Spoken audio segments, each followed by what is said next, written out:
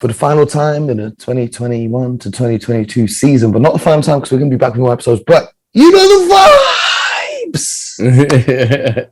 What a season it's been. BJ Armstrong, real name, no gimmicks, alongside myself, Mo Mooncy.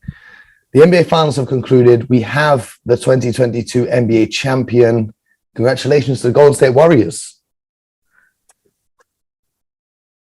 An interesting final series. Yes, I wouldn't say was. an all-time classic final series. I'd say no, absolutely not. if we had to rank that amongst all the final series we've seen, it's not on the high end of the list. But nonetheless, it was a good NBA Finals. It was my first NBA Finals covering live and direct. First time BJ and I linked up to do this podcast in person. You know, the first time for every member of the Boston Celtics to be in the NBA Finals. So I think it was good overall. We're going to dive into that game 6. Sorry we didn't get the episode recorded yesterday after the game. I got out of the arena at 2:30 in the morning. So, you know, the celebrations, they had the champagne popping and, you know, they had everyone coming out talking to all the guys. So it took a little while to get out. And by that time, you know, things are happening. Didn't get a chance to record, but we're back now. We're going to do this podcast. BJ couldn't make it to the broadcast. He had a family commitment. They made it sound like you were ill. On the broadcast, they said we got BJ Armstrong on low management. Rest up. We'll see you soon. I was like, what you guys talking about, man? You guys are talking like BJ's tore his hamstring. Come on. BJ's back in San Francisco. Family man duties. I respect it. He missed the game, but he was watching from afar. And I'm kind of glad. I'm secretly kind of glad that BJ missed the game. Do you know why? Yeah. Why? You did not want to see my reaction to half the things. I was laughing watching the game. I was laughing watching the game the whole time. I was thinking of you. Boston goes up 10 early. I was like, Mo is screaming. I was up. And then all of a sudden they were down 10 and I said, oh, and they got down, 20, 25. No. They went out sad. That's what the kids say. They were down bad, going out sad. There were 22 things in that game that infuriated me. 22. BJ, guess what I'm talking about? 22. Turnovers. 22 turnovers in a regular season game. Now that's bad in a regular season game, right? In the NBA Finals with your season on the line? Give me a break.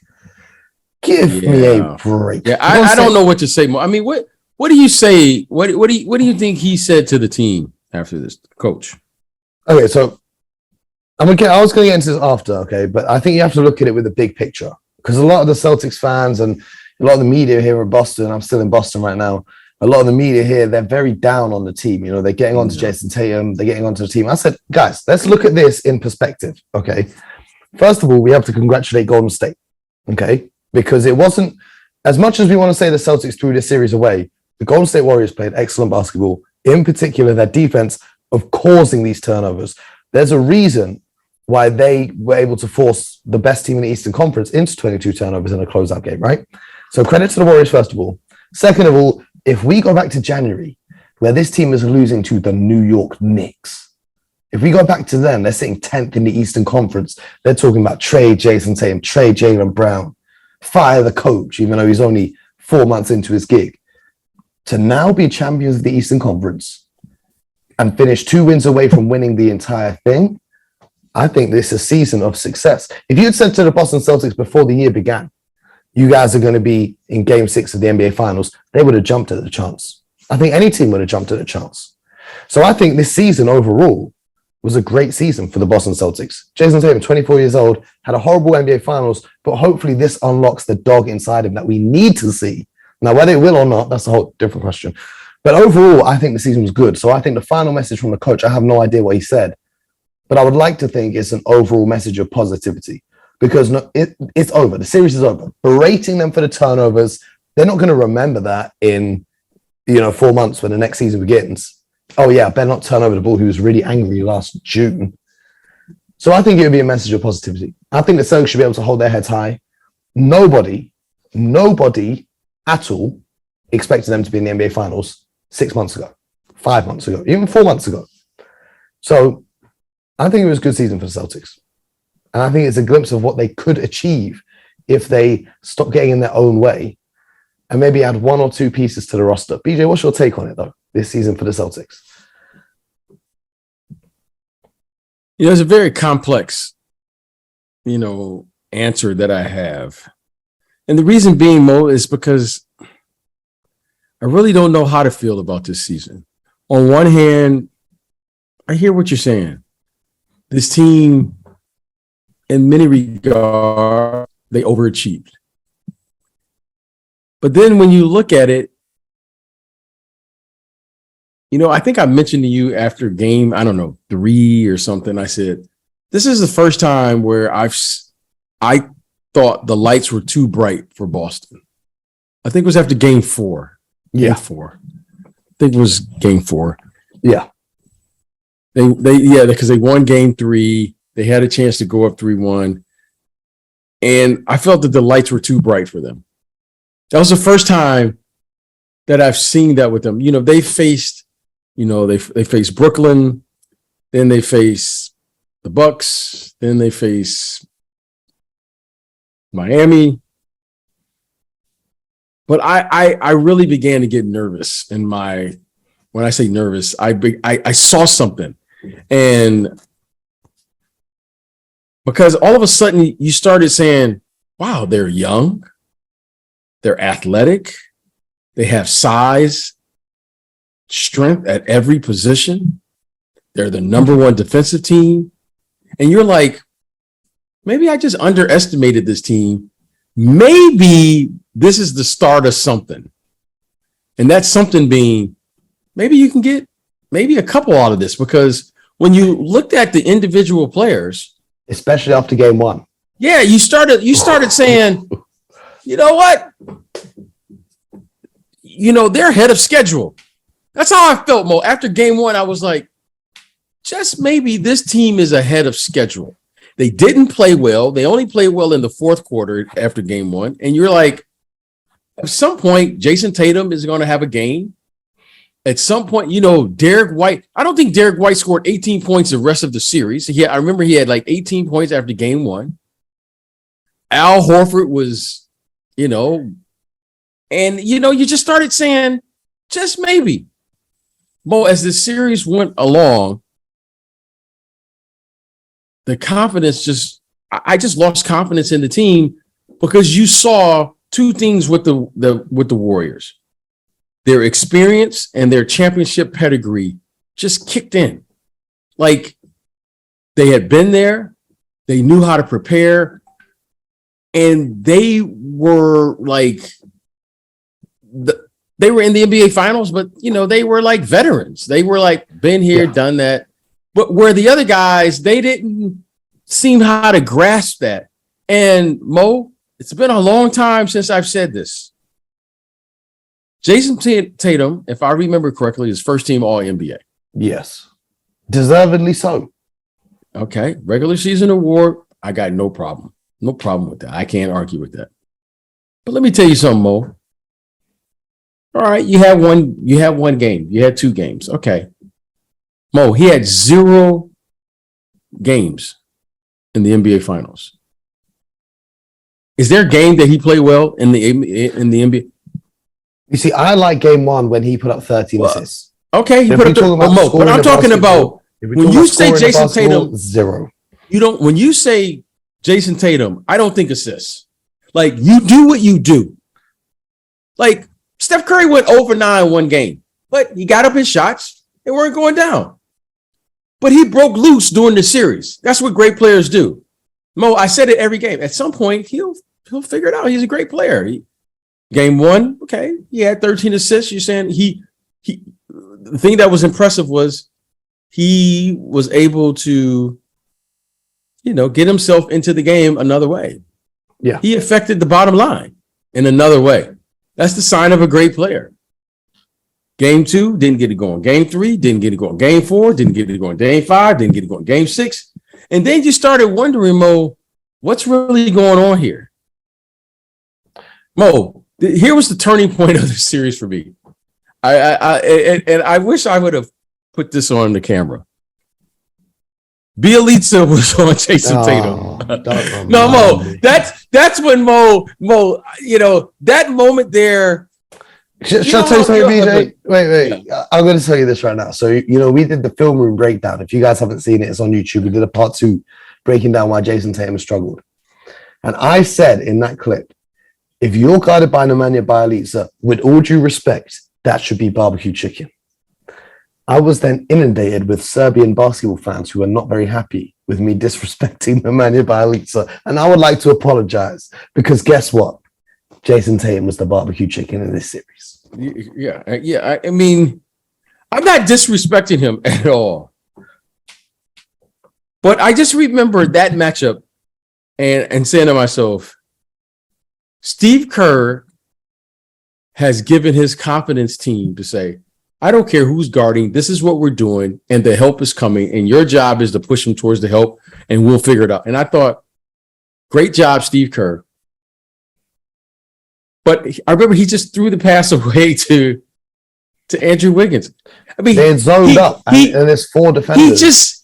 He surrendered. It was like I felt like as a player, he just it just surrendered the play. And I thought, that's not good. That's not good. And I just remember that specific play. And that to me just summed it up. So my answer to this, Mo, is, when you get to the NBA Finals or you get to the playoffs or what have you, you have this tendency in your youth to say, "Oh, we'll get back here again." It's like, what are these guys? 24, 25? They're like 24. Yeah, Jason Tatum's 24. Yeah. Oh, we'll be back. And Mo, just ask the Oklahoma City Thunder. 9 times out of 10, it never happens. That's what they said about Oklahoma City Thunder when they got to the finals all young, got beaten by LeBron, a great Miami Heat team. I remember when Orlando Magic was Shaq and Penny. Oh man, they got to the finals, and you know what? Never got back there. Mm-hmm. And and I hope for your sake that we're wrong or I'm wrong. Well, they've been together. I don't think I'm. Yeah, they've been together 5 years, right? And this is what I want to commend the Warriors on. Those guys have been together 10 years now. Draymond, Clay, and Steph as a unit, 10 years. Right. How often do we see a big 3? And they're a big 3. The Celtics, as much as I love Marcus Smart, people need to chill with calling the Celtics a big 3. Okay. The Warriors have a true big 3. That's 3 Hall of Fame players right there. Okay. How often do we see 3 Hall of Famers stay together on the same team for 10 years? There's nothing I can say about the Warriors. Nothing I can say about the Warriors. It's a very unique situation. It was fantastic. They've been blessed on a few counts by Steph Curry, first of all, having a much lower contract in the early years of their dynasty because of injury concerns, which allowed them to bring other guys on board. Then the huge salary cap spike, which allowed them to have money to sign Kevin Durant, which then, because this is why Kevin Durant's relevant to this series, Kevin Durant left the Warriors, but he didn't just walk away. They signed and traded him to the Brooklyn Nets in exchange for D'Angelo Russell, who they didn't really want, but they said, you know what, there's a few teams out there who want D'Angelo Russell. Let's get D'Angelo, and then we'll trade him for some other pieces somewhere down the line. So then they traded D'Angelo Russell with the Kevin Durant money for Andrew Wiggins and the pick that became Jonathan Kuminga. And they gave Andrew Wiggins the perfect home so that he could flourish. He had a great series. We got to give him his flowers. Yes, he had a fantastic series, right? And yes, he did. He's turned around all of the. Remember when people were calling him a bust? The criticism. He. You know what I like about him. You know what I liked about the series is he responded. Like he's an all-star starter this year, and people were calling him the worst all-star starter of all time. Well, guess what? He was the second most important player maybe on that Warriors team that just won a chip. No, game 5, they wouldn't have won it without him. The biggest part of him, and the biggest part of his game was the rebounding. Yes. Okay. Yeah, he scored against defenders that were smaller than him. Fantastic. He played great defense on Jason Tatum. But the rebounding, if it wasn't for him, they wouldn't have won the series. Because a lot of people used to criticize him for not wanting to do the dirty work. And it's a credit to the Warriors culture and being mentored by players like Draymond and buying in to the team system that someone like Andrew Wiggins can come in and turn their career around and flourish. I'm interested to see how they can keep all of these guys together. I seen Jordan Poole after the game telling Wiggins, I'm going to get a bag and you're going to get a bag. And I don't know if Joe Lacob going to be cashing those checks. I don't know if it's even possible to be cashing those checks, right? But it's going to be interesting. But for the Celtics, they could have easily taken this to a game 7. They could have easily. And do you know who I feel bad for in this? Al Horford. I feel bad for him because this probably was his last chance to win a championship. And in that game 6, you could see him really trying to will the Celtics back into the game, where he hit the and one, then he had the block down the other end, came up and hit 3 or 4 3-pointers in a row. And you can see him trying to single-handedly drag the team in, but it just wasn't enough. He had a horrible series, game 2, 3, 4, and 5.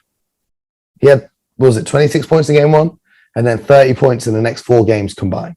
I don't know what happens to players on their 36th birthday. BJ, I'm not 36 yet. What happens when you turn 36? Because we saw Chris Paul turn 36 during the playoffs and then melt down immediately afterwards. And we saw the same thing happen to Al Horford. I don't know what it is about 36th birthdays. So, I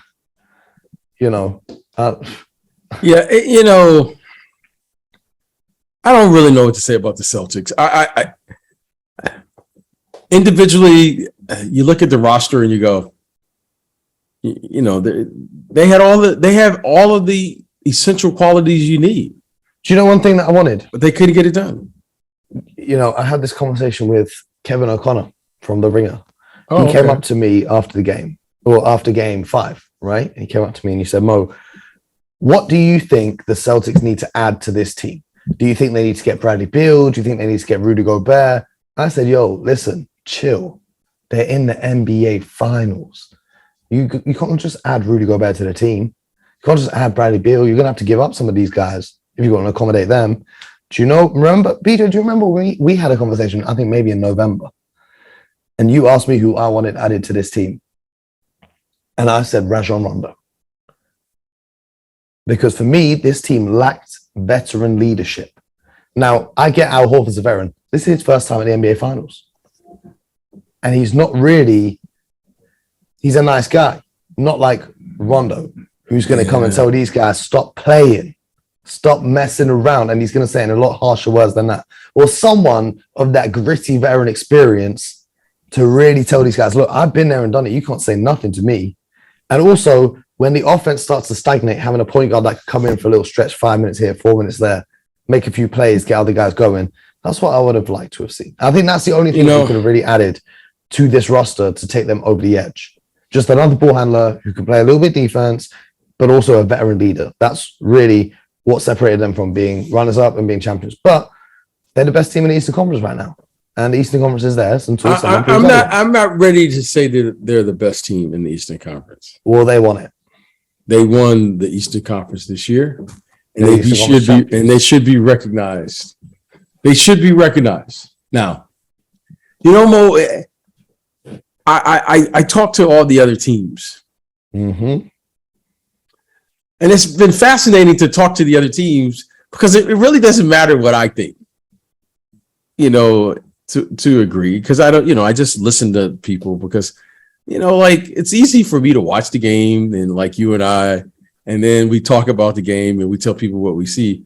But it's also fascinating what the players say who play against these guys and the coaches who game plan. What they've been saying, man. And this is what one executive said to me today, and it took me by surprise. He says, they should feel fortunate to be in the NBA Finals. So I was like, how come you say that? He was like, okay. All right, they beat a Brooklyn team who was clearly not at full strength. Yeah, they swept them. Then he said, the only team to sweep anyone during the whole playoffs, may I add. Okay, well, we're not arguing with this guy. I'm just providing. I just think it's interesting. You know what I mean? I'm just finding I'm just sharing you. Go ahead. We're not arguing with them. It's just interesting. Okay, go ahead. Says they beat a team and they weren't at full strength. He said then they beat the Bucks, and they should be very fortunate because Middleton didn't play. And he goes, and there was no way they could beat Miami if Tyler Hero was healthy. And then I was like, well, what are you saying? He was like, you know what? They're a middle of the pack team, but things just rolled for them in the right way. And I just listened. I'm not saying I agree with it, but I disagree with it. Yeah, that's, of course you should. But but I was like, what do you think? I was like, well, who's better then? Just out of curiosity, like, it doesn't matter what I think, just like what people think. He was like, I think Philly, I think Brooklyn, I think Milwaukee, and I think Miami. And I was like, interesting. Now, Mo, he's not alone in the way he feels. Just like I also asked another team what they think about the Warriors. And it's like, things, roll for them this year. Give them credit for, hanging in there. But you know what? They like, quote, the veteran guys weren't there this year. So I was like, who are the veteran guys? He's like, it's not like they beat, the Lakers with LeBron. It's not like they beat Kawhi Leonard. It's not like they beat. And I'm not saying I agree with this, but it's just interesting to hear the league. It wasn't like, like for instance, when LeBron or Giannis won it, you were like, okay, that was the best team.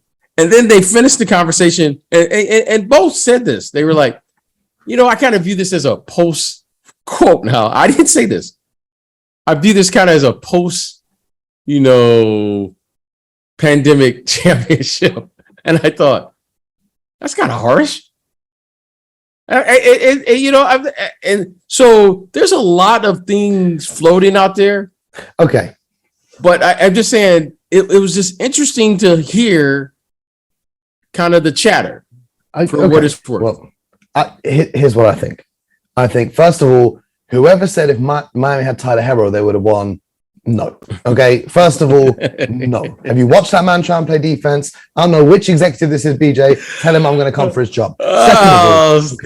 Second of all, saying that Brooklyn are going to be better than Boston next year. No, we don't even know if Boston is going to play basketball next year. He didn't say that. What they're saying, I want to make sure that we're clear. He didn't think it was clear cut, like this team was just better than any of those teams. Yes. And it was interesting. Bottom line was, it was interesting to hear that no one conceded that Golden State was the best team, or no one conceded that Boston was better. And that's all they were saying. He didn't say they weren't the best. I'm just going to provide both context. Of them gave him credit. Yeah. But I've got to provide context though for our listeners, right? Saying the Celtics were fortunate Middleton was injured. But guess what? Last year, the Bucks were about to go out of the playoffs, losing 2 straight. They got humiliated by Brooklyn up until Kyrie got injured. And then they were Kevin Durant 1 foot on the line. Mo, we're not here. Mo, the season's over with. We can't argue. No. This is what I'm saying to you, okay? This is what I'm saying to you. Every single title team ever has had these things that you can say about them. The Warriors first championship, every team they faced on the way to the finals was missing their starting point. Okay, Mo. Okay. You're listening to the content and you're missing the context. The bottom line was, I understand. No one has conceded that these were the 2 best teams in the conferences, and they didn't think that they were head and shoulders or even better than maybe 3 or 4 other teams that could have even beaten them. Like you and I were at the games. Boston played terrible. Yes. And you know what was interesting about all the games though, Mo, except with the exception of game 2, they had a chance to win all those games. Mm-hmm. It's Mo, in spite of 17, 18, 20 turnovers, 10 missed free throws, somehow they managed to get up late in the third quarter or in the fourth quarter. Yeah, because they have the best defense in the NBA. Okay, so Mo, that's all they're saying. When you are now, if they did that and they just crushed the team, you're going, wow, this team is.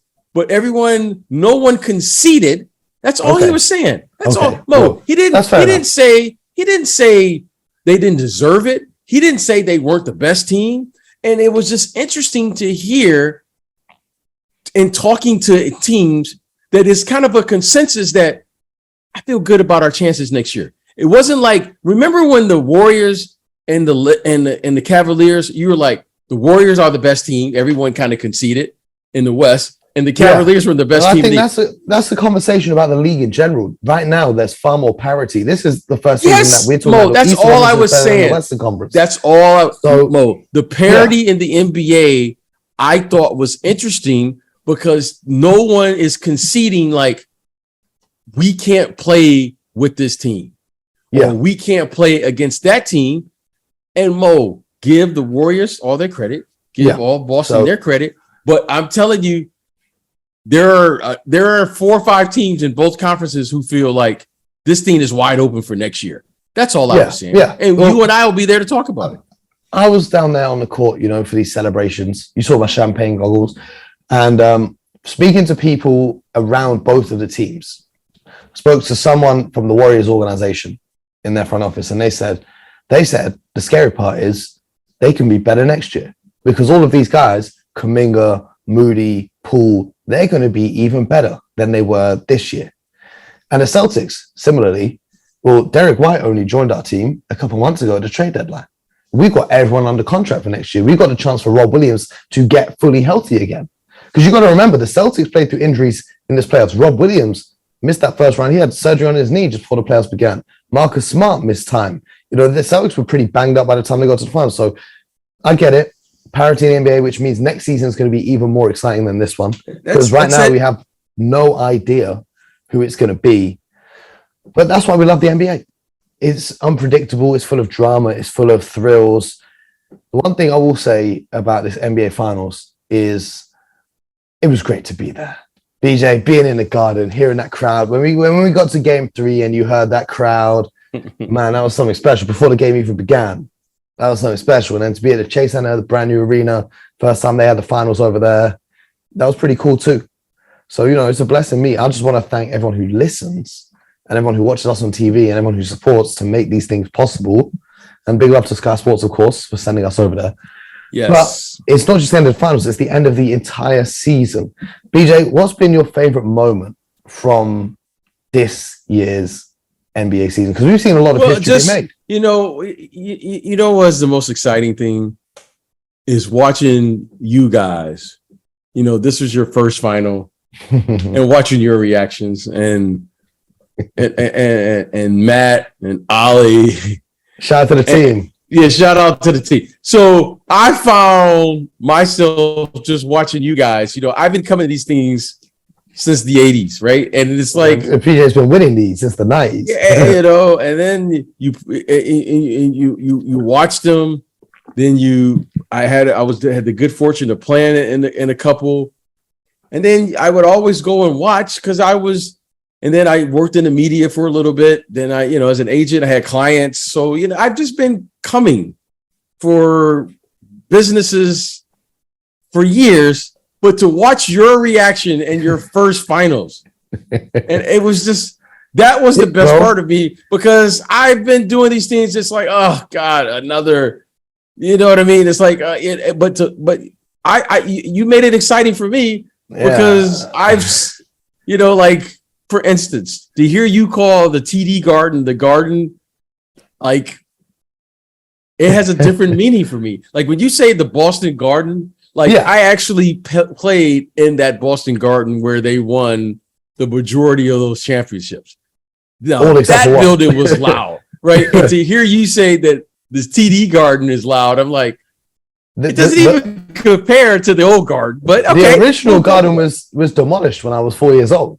That's what. So for me, it's crazy though, because it's like I used to come to the TD Garden when I was a kid and sit in the nosebleeds and the worst seats. Now I'm on the court talking to the players Yeah, It's crazy. It's crazy.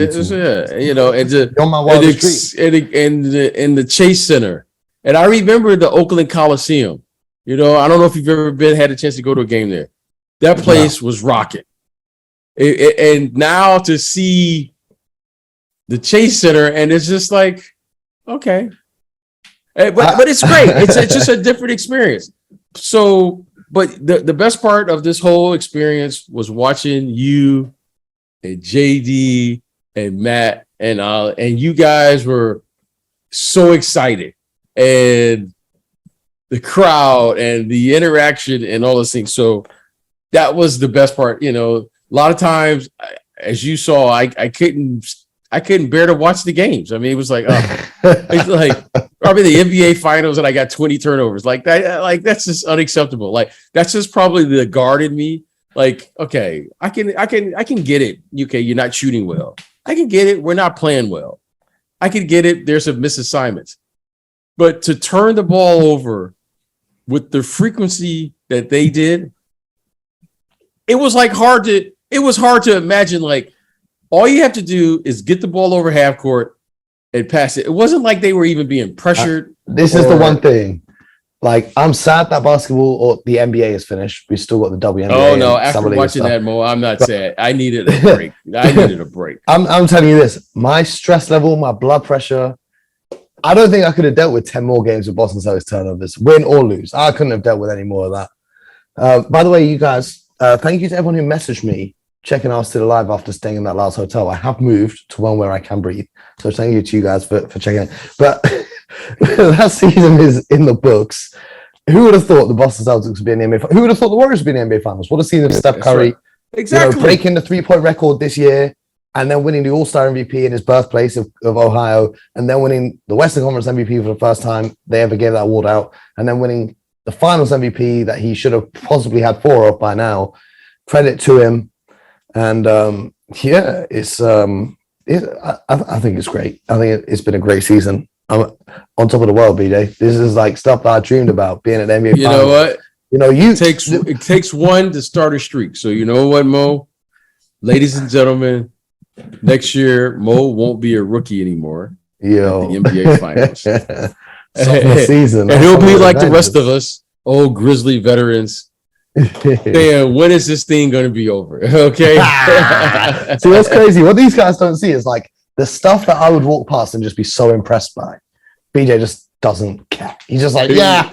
It's like I'm walking past and they got the Larry O'Brien trophy right there. I'm like trying to stop, take a picture of it. BJ's like, I've seen that enough times. It's just so to watch you, I found my joy. I appreciate you. It was great. And I can't wait to do it again, my friend. It was great. You know what? I can't wait to come to the UK. I got to get to the UK now. So that's like my second home. So this is what needs to happen.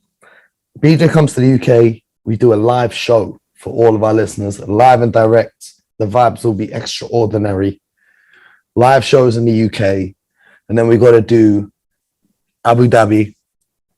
We got to do now you're talking NBA Paris. Then we got to do maybe a Christmas game. Maybe I'll fly out for a Christmas game. Detroit basketball. I ain't getting this guy started. Represent, Bo. And then we're gonna have All-Star Weekend. And then we're going to be on Sky Sports every week, hopefully, if we're back. Yes. And the podcast is going to be every day. It won't be for the next few days because I'm traveling. I'm traveling. I ain't got internet on the road, B. Man, we got to do it live from the car. That would be so lit in the car. That's dedication, Mo. You got to find a way to get that. We got to find. I don't know how to get Wi-Fi in the car. We got to find a way. But Mo, I'm gonna try and figure it out. You got to give the people what they want. Oh man, you might just see me doing a podcast from the beach in Malibu. You never know. That's cool too. No, but I'll figure it out. I mean, maybe I have to do a hotspot from my phone or so. We got to find a way. But what I'm going to say to the people is the NBA draft is coming up very soon. BJ was just talking about his Detroit Pistons coming up to NBA Paris. They're going to be adding a new player to their roster, a very talented player. Don't know who yet. Maybe you do know who. Maybe you don't know who. But it's exciting times for some of these young players because everyone you see in the NBA Finals once started off as a rookie, all started off on draft night, or some of them, credit to the Warriors, Gary Payton Jr. wasn't actually drafted. And here's the thing: I was with Gary Payton for a little bit after the game, senior GP, and to see how much it meant to him to see his son winning that Larry OB. Wasn't that awesome? That was so special, and to hear him still talking trash even after they've got the trophy and won the game. Them boys were soft. GP forever one of the greatest trash talkers of all time. So shout out to him. I had so much fun the last couple of weeks. I never wanted to end. I want to do it again and again. So I had my first NBA finals. We're going to be back at plenty more. And the podcast, BJ, we got to get this podcast to the point where we can do it on the court at the game, like how NBA TV do their show on the court at the game. It's coming in due time. But you know what? I don't want it to lose what it has. And our listeners have been fantastic. So you know what? That's what we do it for. Yeah, exactly. It's for them. You know what? I just feel like you and I just happen to be, the people. It's kind of like that are talking, but it's really for the people. We represent the people, though. It's all about the people. Makes us different to everyone else. This is who we do it. We don't do it for the clicks. We don't do it for the hot takes. We do it for the people that listen every day. Absolutely. But having said that, this podcast is about to go up a whole nother level. BJ, you ready for phase 2? This was just a warm-up. First name is stay, last name ready. This has just been a little warm-up. If you guys love the podcast, I'm telling you, over the course of the summer, we're making upgrades. We're making upgrades. Shout out to NBA 2K22, by the way, who sponsored this podcast, for believing in us. It's been a great first season with them as our sponsor. And we're looking forward to making it bigger and better than ever. Shout out to everyone who listens. Shout out to the whole team that allowed the NBA Finals to be possible. There's so many great people you meet working like behind the scenes of the NBA. Like, people don't realize there is literally thousands and thousands and thousands of staff that take care of every tiny detail. That's right. That goes on. Thank you to all those people, because they were, great. Mo, they were fantastic. And so many people there from all around the world. And we got a chance. I want to shout out to BJ Armstrong for rocking with us every day, coming through on the broadcasts, coming through on the podcast all the time. But also, I've never seen someone with as much patience as BJ, because every single person that stopped him, asked for a picture, asked to talk to him, the amount of people that came up to me and were like, yo, that guy, he used to be my favorite point guard. I was like, man, listen. And shout out to the few UK fans who were out at the finals as well, who were showing some love. I got tapped on the shoulder today. Someone's like, can I get a picture? And I thought, I'll take a picture of you. No, with you. Right. I'm like, what do you mean? They're like, oh, we're from England. We came out for the finals. I was like, yo, that's real dedication. So the fans in the UK who stay up every day to watch these games. That's you know what? Insane. That's the real recognition, Mo. It's to the fans in the UK who are staying up in the wee hours of the night to watch. But also, shout out to the ones who don't, because they might have work or kids or whatever, and they tune into the podcast every day. That's right. To catch up, because we bring you to catch up every day. We're going to be bringing you stuff all summer long. We've got the draft coming up, free agency. There's going to be rumors galore, much to the dismay of BJ, who hates rumors. But I'm going to be talking about them, and BJ is going to be reacting to me talking about them. And then we're going to have some trades. We're going to see the draft. Then we're going to have summer league. I'm trying to get out there, but it's the summertime. There's a few different things going on. So we might be at summer league. You might just see us in Vegas. Who knows? That's right. And then, then before you know it, we can be back with another season. So I just want to thank everyone who's listened. I feel like we've been rambling for a second here, but it's just so much love and appreciation every time. BJ, any closing remarks on this 2021-22 season? Put a nice bow on it. Congratulations to the Warriors. Congratulations to the Celtics. I mean, Mo, you're right. We had to talk a little bit about what we saw, but congratulations to the Celtics. Big congratulations to the Warriors. 22-23 is right around the corner. We'll be there. Thanks to Mo. And I'll be seeing y'all in the UK sooner rather than later. I'm out. Get buckets.